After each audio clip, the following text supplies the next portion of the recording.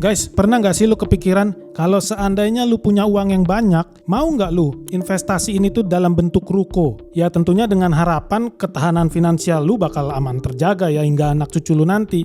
Mereka nggak perlu pusing lagi soal duit. Tapi coba kita perhatiin ruko di sekitar tempat tinggal kita. Lampunya pada mati, rolling door banyak yang udah berdebu, bannernya yang ditulisin disewain itu udah banyak yang lusuh. Nguning warnanya karena udah bertahun-tahun ditempel, nggak ada yang nyewa juga. Bahkan di jalan-jalan besar dekat rumah gua nih, banyak yang udah kosong bertahun-tahun. Ini kan menimbulkan pertanyaan buat kita. Sebenarnya ini fenomena yang sementara aja nih? Atau memang investasi ruko itu udah nggak seksi lagi? Nah, di video ini kita akan kupas tuntas tentang investasi ruko dan benarkah kata orang-orang kalau investasi ruko itu udah kehilangan daya magisnya, udah nggak kayak dulu lagi. Jadi sekarang ini investasi properti apa sih yang bagus sebagai penggantinya ruko? Kalau kalian penasaran, jangan skip video ini, tonton terus sampai habis. Let's check this out.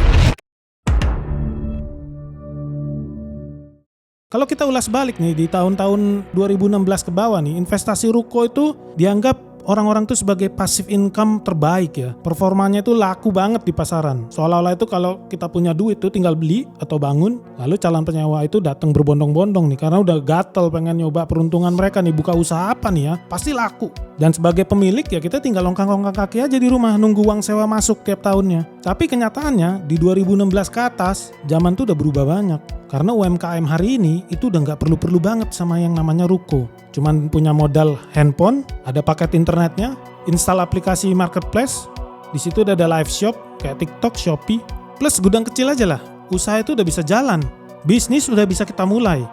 UMKM nggak perlu lagi namanya sewa ruko. Dan ini membuat bisnis sewa ruko banyak yang gugur. Bahkan kalau dihitung-hitung biaya sewa ruko per tahun itu bisa kalah jauh kalau dibandingkan dengan komisi yang diminta sama marketplace. Jadi kalau kita jualan di marketplace itu kayak Topet, Shopee itu bakal minta komisi untuk tiap unit yang berhasil kita jual. Kurang lebih sekitar 2,5-10% lah komisi yang mereka minta. Nah sekarang nih di Cina ini udah mulai orang jualan live di TikTok atau di marketplace di Cina itu pakai AI, jadi nggak perlu lagi biaya talent. Ya itu kalau mereka pakai talent ya, bukan pedagang yang ngomong langsung. Ini membuat biaya tuh jadi makin murah lagi, udah nggak perlu sewa ruko, sewa tempat. Talentnya yang ngomong di depan kamera juga udah nggak pakai biaya lagi. Kita mau ngomongin yang ada di Indonesia. Akibat dari marketplace yang tumbuh subur nih di Indonesia ini ya, orang-orang pada belanja semuanya online. Ya akibatnya sekarang banyak ruko yang kosong, tulisannya disewain sampai bertahun-tahun. Dan karena udah masyarakat perilakunya semakin terbentuk, terutama semenjak Covid, ya makin gak laku lagi tuh ruko-ruko. Contohnya nih, kayak di Palembang nih, di Jalan Sudirman, udah 2019, rukonya dijual gak laku-laku, disewain gak laku-laku. Di Pasar Selipi, kosong, kumuh, ya kenapa? Ya gak laku-laku. Di Pasar Baru sama juga, rukonya tutup, dagangan gak laku berhari-hari. Kenapa? Kalah dengan apa? Kalah dengan dagangan online. Jelas, simple, orang gak perlu keluar rumah, gak perlu keluar ongkos, naik angkot, panas-panas, barang datang ke rumah. Dan bukan cuma ruko-ruko di pinggir jalan aja yang udah tutup gak laku, disewain bertahun-tahun. Bahkan sampai kios-kios yang ada di dalam mall sama nasibnya. Contohnya kayak Roxy Square. Kalau lu tahu zaman dulu, lu cari elektronik itu pasti ke Roxy. Mau cari handphone baru, perginya ke Roxy. Sekarang sepi total. Menurut pengakuan mereka-mereka nih pedagang-pedagang yang masih bertahan di sana, penyebab utamanya jualan online. Itu penyebab utamanya. Lalu disusul pandemi Covid. Ya orang udah keenakan di rumah aja, barang datang. Bahkan sekarang harga sewanya udah diturunin drastis. Tapi nggak ada yang mau nyewa. Ya ngapain? Nggak masuk akal keluar kos tambahan. Sementara kalau di rumah aja mereka bisa jualan. Jadi dulu ruko itu bisa kita anggap sebagai mesin uang. Kita beli, kita sewain, kemungkinan besar pasti laku. Tiap tahun harga sewanya naik. Tapi sekarang realitanya udah beda. Banyak ruko kosong sampai bertahun-tahun. Harga sewanya udah diturunin. Bahkan dikasih gratis renovasi nih, dikasih promo. Renovasinya gue yang bayarin lah sebagai pemilik. Sampai gratis juga 2 bulan pertama. Tetap aja nggak ada yang mau nyewa. Dan ini nggak terjadi cuma di kota kecil, di kota besar juga sama aja. Ruko-ruko tetap banyak yang kosong, nggak laku-laku. Padahal di lain sisi, ruko yang kita punya itu biayanya jalan terus, listriknya ngalir terus, pajaknya naik terus, datang terus, maintenance tetap ada, iuran keamanan, kebersihan, ya datang terus. Dan kalau ini terus sepi, ruko yang kita punya yang tadinya harusnya menjadi penopang, pilar finansial kita, malah berubah jadi beban finansial. Beban pikiran dan bukan lagi jadi aset. Tapi seperti yang gue bilang di awal nih, gue bakal kasih tahu investasi properti yang tetap bagus nih guys. Yang bisa dibilang lebih bagus dibanding investasi ruko di zaman sekarang ini. Apa itu? Yaitu gudang. Jadi untuk kawasan-kawasan industri ini banyak juga yang ada kebutuhan untuk ekspansi pabrik mereka, tapi kawasan pergudangan nggak cukup. Jadi mereka ada yang convert kawasan pergudangan di dalam pabrik mereka untuk menjadi kawasan manufacturing line yang bertambahan. Okay. Jadi ini menjadi satu peluang untuk kita serviskan kepada customer yang perlu end-to-end logistics. Yes. Kita coba cari caranya untuk membantu mereka dari sisi itu. Kalau kita lihat nih, bisnis pergudangan skala besar nih, ini menurut data dari realestate.id, dalam 10 tahun terakhir, pasokan gudang logistik modern di Jabodetabek meningkat 3 kali lipat dengan tingkat hunian 94%. Ini tingkat okupansi ini 94%. Berarti hampir pasti terisi. Dan tingkat okupansi ini jauh di atas rata-rata kawasan Asia Pasifik yang cuma 86%. Dan diperkirakan permintaan atas gudang baru bisa mendekati 1 juta meter persegi dalam 3 tahun ke depan. Kenapa? Tentunya kita jadi bertanya-tanya dong loh. Kok bisa laku banget gudang di Indonesia nih? Jadi meningkatnya kebutuhan gudang di Jabodetabek itu terutama karena datangnya investasi masif dari Cina, khususnya kendaraan listrik. Seperti yang kita tahu ya, kalau lu lihat di jalanan, mobil listrik asal Cina itu banyak banget sekarang. Dan ternyata gelombang investasi ini lagi-lagi karena pengaruh tarifnya Donald Trump. Jadi sekali lagi ini membuktikan pendapat orang-orang yang mengatakan tarif itu bikin kita rugi. Itu salah, karena ini bikin investasi Cina datang ke kita. Terus kenapa jadi mereka sewa gudang? Harusnya mereka bangun pabrik dong. Jadi gini, investor Cina itu ketika datang ke sini, mereka tuh masih raba-raba, test the water. Mereka tuh lagi lihat-lihat pasar baru nih, pasar Indonesia. Apakah pasar Indonesia ini pasar yang potensial untuk melepaskan produk-produk mereka? Sehingga mereka untuk test the water itu mereka akan memilih untuk sewa gudang hibrida dulu. Apa itu gudang hibrida? Gudang hibrida itu gudang yang bukan hanya bisa untuk nampung barang, tapi juga bisa untuk melakukan manufacturing kecil-kecilan seperti perakitan komponen, sembari mereka tes pasar juga. Nah, kalau mereka melihat pasarnya di Indonesia ini sustainable nih, mereka bisa bertahan lama, baru mereka bikin pabrik. Nah, sekarang gue mau kasih tahu nih, berapa sih kisaran harga kalau kita sewa gudang di Depok nih saat ini nih ya. Tapi sebelum kita bicara harga nih, kita harus tahu dulu faktor yang mempengaruhi harga sewa gudang di Depok. Tapi sebenarnya ini bukan cuma di Depok, di semua wilayah. Yang pertama tentu luas bangunan, terus kekuatan dia tahan beban lantai, berapa ton. Terus yang terakhir, lokasinya strategis nggak nih, dekat nggak dengan jalan tol atau pelabuhan atau wilayah-wilayah industri tentunya. Nah, kalau harganya untuk gudang kecil aja nih, ya kelas-kelas workshop 100-300 meter persegi itu 75 juta sampai 150 juta per tahun. Untuk kelas menengah 500-1000 meter persegi itu 250 juta sampai 500 juta per tahun. Gudang skala besar nih, logistik hub, itu harganya mulai dari 600 juta ke atas per tahun. Ini nggak main-main ya, jadi harganya ini jauh lah kalau kita bandingkan dengan ruko nih. Akan segera kita bahas nih perbandingannya seperti apa. Kalau kita bandingkan dengan ruko, ini anggap kita punya modal 2 miliar ya untuk bangun satu ruko. Dan nanti satu gudang juga dengan modal yang sama nih. Satu ruko itu di lokasi yang ya lumayan strategis lah ya, tapi nggak strategis banget. Itu kita bisa tarik sewa tahunan tuh sampai 90 juta per tahun. Kalau dikurang-kurangin dengan biaya tahunan, pajak lah, maintenance, potensi kalau kosong berapa lama, berapa bulan gitu ya, anggaplah 30 juta. Kalau kita punya dana 2 miliar nih untuk bangun ruko, itu kita bisa tarik sewa tahunan sampai 130 juta per tahun.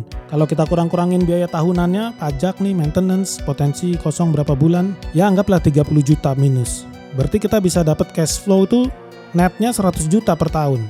Ini artinya dengan modal kita 2 miliar tadi, ya kalau kita mau hitung balik modalnya ya tinggal hitung aja 2 miliar dibagi 100 juta setahun. Itu berarti kita dapat 20 tahun. Dalam 20 tahun kita baru balik modal untuk punya ruko. Satu. Sementara kalau gudang nih, dengan modal yang sama 2 miliar, itu kita bisa menarik uang sewa tahunan tuh hingga 220 juta per tahun. Dikurangin dengan kos-kos tahunan sama seperti ruko tadi lah ya, pajak, maintenance, itu kosnya sampai 40 juta kurang lebih. Ya berarti kita dapat pendapatan bersih 180 juta per tahun cash flow-nya. Yang berarti kalau kita hitung-hitungan dengan balik modal, berarti ya kita hitung lagi 2 miliar dibagi 180 juta per tahun. Berarti kita dapat balik modal itu dalam waktu 11 tahun 1 bulan. Lebih cepat 9 tahun kurang lebih dibanding kita investasi ruko. Tapi sekarang kita jadi bertanya-tanya dong, kenapa biaya sewa gudang lebih tinggi dari ruko? Kenapa bisa lebih tinggi? Yang paling utama nih, karena gudang itu buat bisnis logistik nih, e-commerce, manufaktur. Gudang itu adalah core asset. Nggak ada gudang, lu nggak bisa operasi. operasi berhenti, stop, bisnis berhenti. Sementara ruko, buat UMKM nih, retail, ruko itu opsional. Kalau sepi, bisa pindah ke online zaman sekarang. Sementara gudang ya enggak, lu tetap perlu. Mau nggak mau harus ada gudang buat nampung barang. Dan dengan modal yang sama-sama 2 miliar, ruko itu lu cuma bisa dapet lahan yang kecil di lokasi yang strategis. Atau lumayan strategis mungkin. Sementara gudang bisa dapetin lahan yang lebih luas. Karena nggak perlu berada di lokasi strategis. Gudang itu nggak perlu lokasi di depan jalan raya, deket kantor pemerintahan, nggak perlu. Yang gudang perlu itu lokasinya deket akses seperti jalan tol, deket pelabuhan, atau pusat-pusat industri. Sehingga dengan modal yang sama-sama 2 miliar, gudang ini kita bisa dapat lahan yang lebih luas. Ditambah lagi biaya pembangunan gudang ya umumnya lebih murah ketimbang ruko. Tadi seperti gue bilang nggak perlu di lokasi primer, jalan raya. Bangunannya juga nggak perlu dibikin cantik. Yang penting gudang itu punya akses buat truk-truk angkut besar, gudang udah bisa jalan. Tapi sebenarnya kalau kita lihat dari segi aset, ya sama-sama aja. Karena gimana pun juga investasi ini tetap nambah aset kita beli ruko ataupun gudang, sama-sama kita dapat aset baru. Dan dengan asumsi harga tanah yang pastinya terus naik nih, belum pernah gue lihat harga tanah itu turun panjang hidup gue. Tentunya investasi ruko ataupun gudang ya bakal kasih kita nilai lebih di masa yang akan datang ya, di masa depan. Jadi di era sekarang itu ya, di era internet, di eranya marketplace, di mana eranya orang itu belanja online, live shopping, ya e-commerce itu udah jadi primadona di zaman sekarang ya. Gudang itu udah jadi kebutuhan primer ketimbang etalase toko. Semua layanan jasa pengiriman, kalau kalian beli itu pasti pakai jasa kirim, nggak mendadak tokonya nganterin. Semua layanan jasa kirim itu mau JNT, JNE, Tiki, dan lain-lain, itu perlu gudang buat nampung dulu barangnya. Belum lagi kalau kita hitung lagi, karena investasi asing seperti dari Cina tadi ya, berarti makin besar lagi kebutuhan akan gudang. Bukan cuman buat jasa pengiriman tadi ya, udah buat skalanya udah buat investasi asing.